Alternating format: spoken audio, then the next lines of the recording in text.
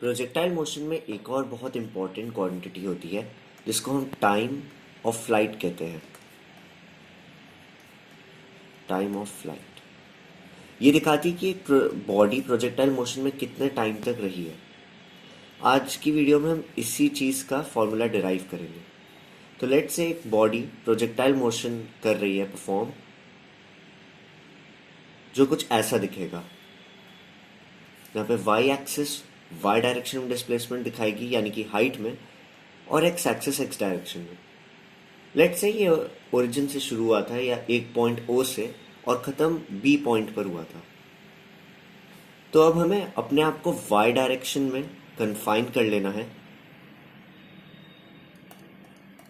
और जो क्वांटिटीज हमें पता है उनको लिख देना है। जैसे डिस्प्लेसमेंट इन वाई डायरेक्शन हम क्लियरली देख सकते हैं कि ज़ीरो हो रहा है, क्योंकि बॉडी जहाँ से शुरू की थी वहीं पर आ गई वाई एक्सिस के टर्म्स में। तो इसीलिए displacement in y direction equals to zero.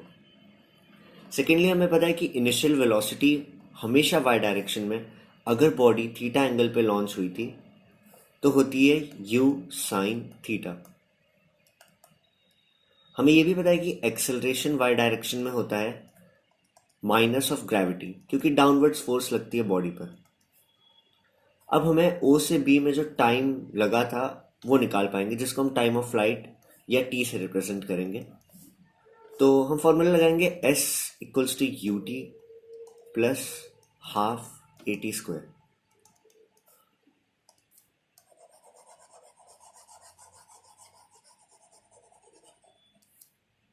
और अब हम लिखना शुरू करेंगे। एस क्योंकि ज़ीरो था तो ज़ीरो हो जाएगा, फिर u sine theta t plus half acceleration minus g था, माइनस जी और टी का square.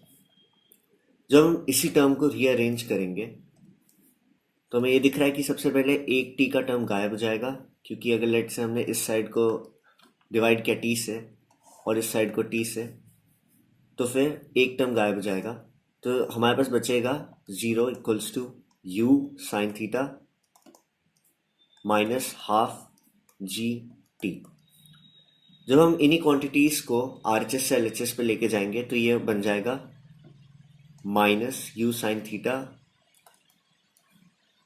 Into minus two by g, और ये हमारा टाइम ऑफ फ्लाइट आ जाएगा।